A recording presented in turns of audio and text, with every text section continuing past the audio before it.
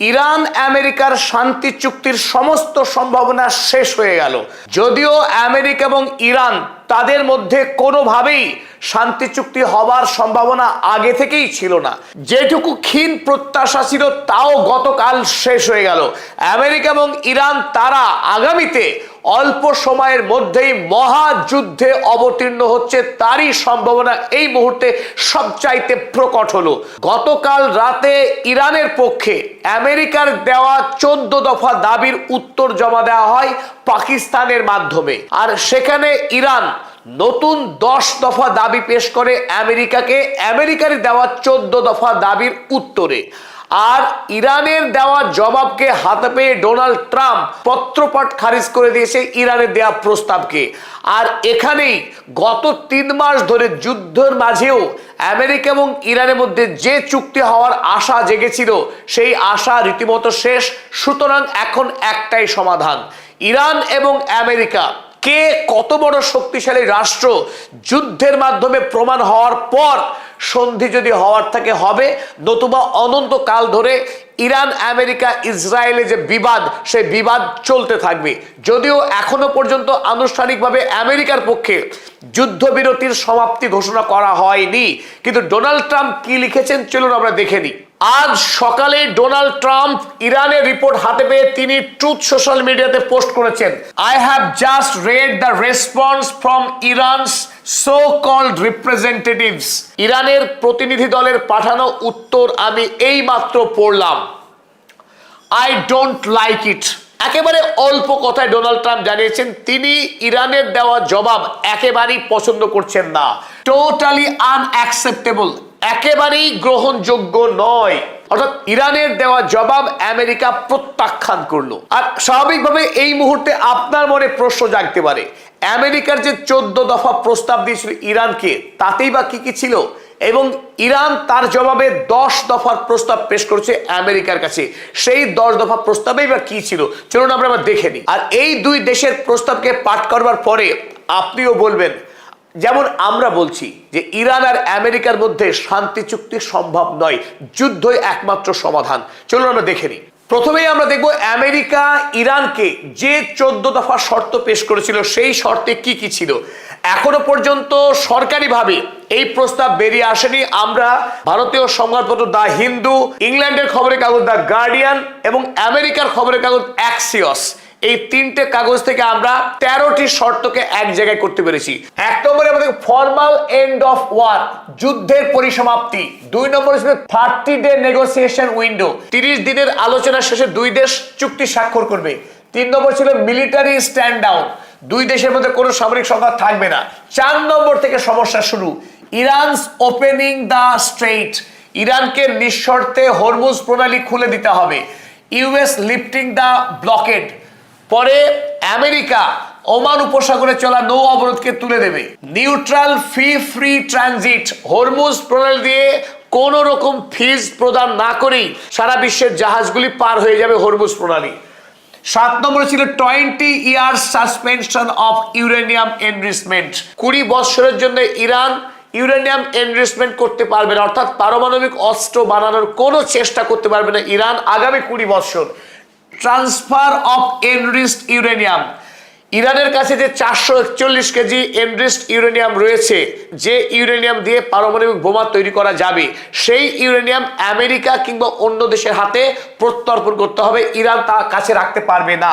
Shutdown or closing of underground nuclear sites, ইরানের যে সমস্ত ভূগর্ভস্থ নিউক্লিয়ার সাইটস রয়েছে যার মধ্যে অন্যতম ইস্পাহান, ফোর্দো, নাতাজ, এইরকম সমস্ত ভূগর্ভস্থ নিউক্লিয়ার সাইটগুলোকে অনির্দিষ্টকালের জন্য বন্ধ করে দিতে হবে ইরানকে। 10 নম্বরে permission for IAEA inspection, international atomic energy এজেন্সিকে ইরানে ইন্সপেকশন করার সুযোগ দিতে হবে ইরানকে, যা আমেরিকার নেতৃত্বে কাজ করবে ইরানে। Unfreezing of funds in South Korea and Qatar, 11 নম্বর বলা হলো সাউথ কোরিয়া এবং কাতারে ইরানের প্রাপ্য যে টাকা আমেরিকা ফ্রিজ করে রেখেছে সেই টাকা ইরানকে দেওয়া হবে, কিন্তু আমেরিকায় যে টাকা রয়েছে, ইউরোপে যে টাকা আটকে রয়েছে সেই টাকা ইরানকে দেওয়া হবে না। 12 নম্বর বলা হলো performance based sanctions relief, Iran আগামী দিনে কেমন আচরণ করবে তা পর্যালোচনা করার মাধ্যমে ধাপে ধাপে আমেরিকার চাপানো, রাষ্ট্রসংঘের চাপানো সমস্ত স্যাংশনকে ধীরে ধীরে তুলে নেওয়া হবে। 13 নম্বরে এ framework for regional economic stability, গোটা মধ্যপ্রাচ্যের অর্থনৈতিক স্টেবিলিটি ধরে রাখার জন্য একটা ফ্রেমওয়ার্ক শুরু করতে হবে।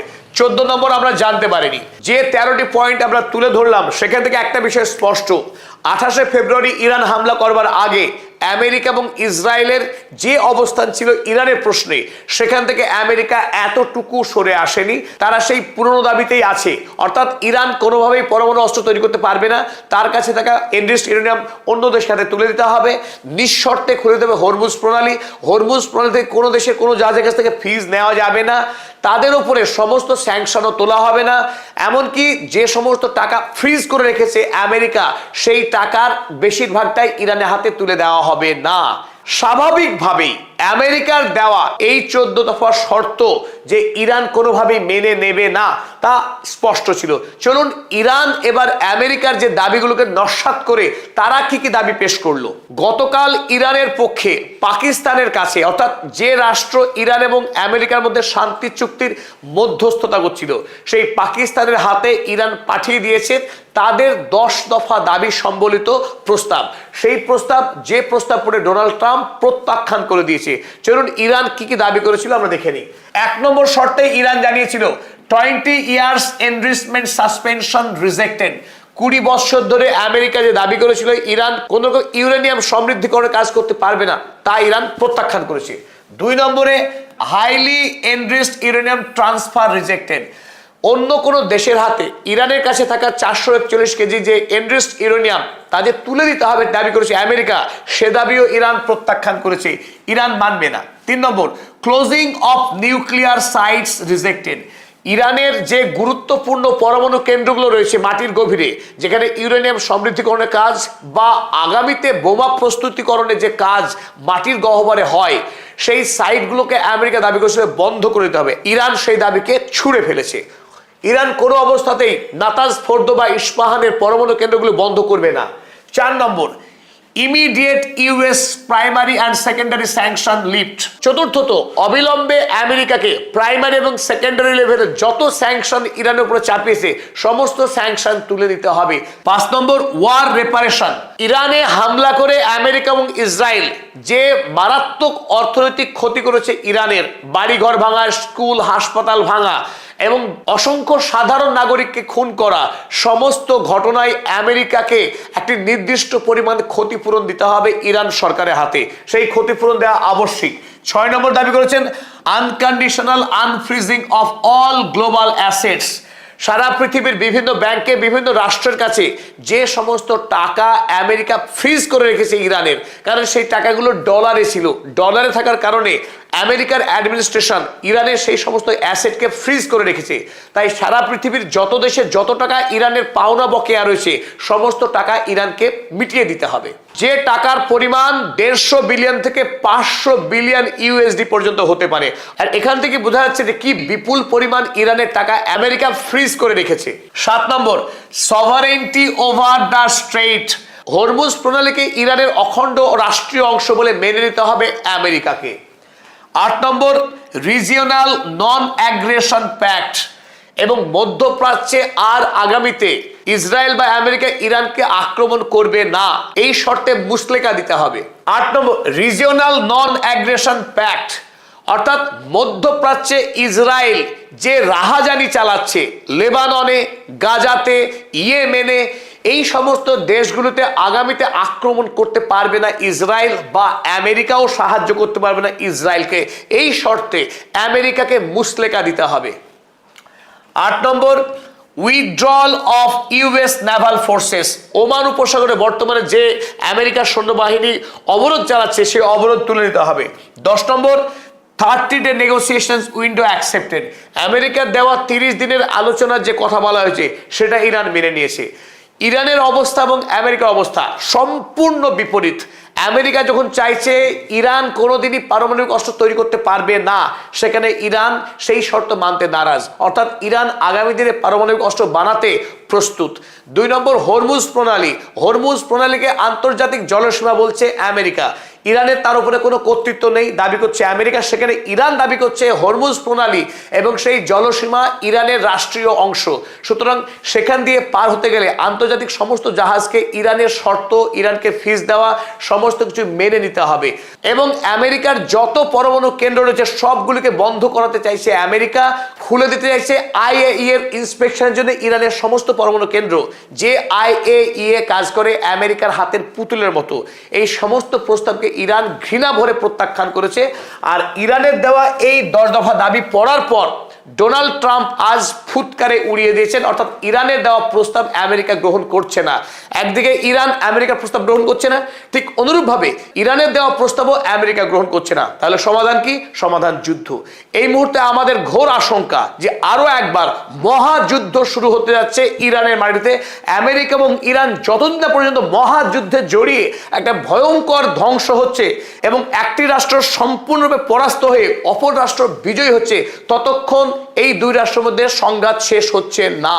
তবে একথা খুব জোর দিয়ে বলা শক্ত যে এই যুদ্ধ আগামী কালই শুরু হচ্ছে নাকি 6 মাস পরে শুরু হচ্ছে সেটা ভবিষ্যৎ বলে দেবে। তবে ইরান যে আমেরিকার বিরুদ্ধে যুদ্ধ করবার জন্য সম্পূর্ণরূপে প্রস্তুত রয়েছে, তারা প্রস্তুতির কোনো ঘাটতি রাখেনি, সে কথাই কাল ইরানের সর্বোচ্চ ধর্মীয় নেতা আয়াতুল্লাহ মুস্তফা খামেনির সঙ্গে সাক্ষাৎ করেছেন ইরানের খাতামাল আম্বিয়ার টপ কমান্ডার আলী আব্দুল্লাহি আলিয়াবাদী। গতকাল কমান্ডার আলিয়াবাদী তিনি টোটাল ব্রিফিং করেছেন মুস্তফা খামেনেইকে।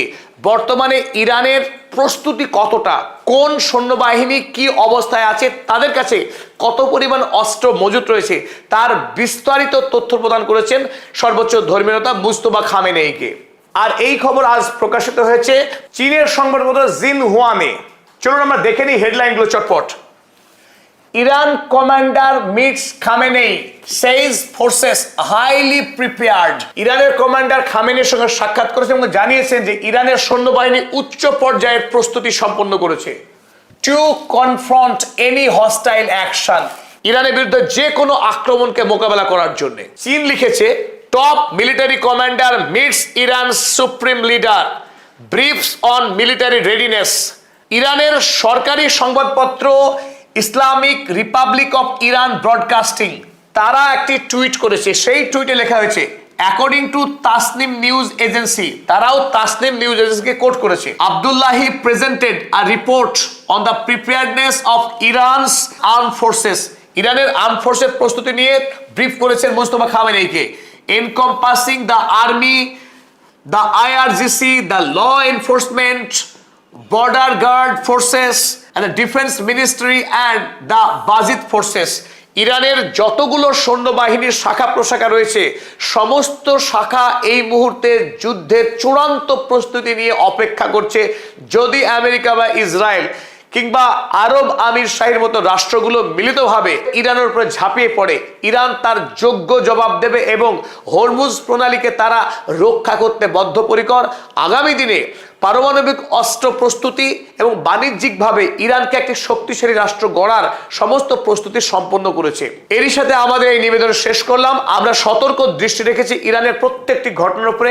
আমেরিকা বা ইসরায়েল কিংবা আরব আমিরাতের মতো রাষ্ট্রগুলো যারা নিরন্তর ইরান বা মুসলিম বিশ্বের উপর যে ষড়যন্ত্র করছে তার প্রত্যেকটি খবরের খুঁটিনাটি নিয়ে আপনাদের সামনে আমরা নিয়মিত হাজির হচ্ছি। তাই পদাতিক চ্যানেল এখনো পর্যন্ত যারা সাবস্ক্রাইব করেননি সাবস্ক্রাইব করুন এবং যারা আমাদের কাজকে পছন্দ করেন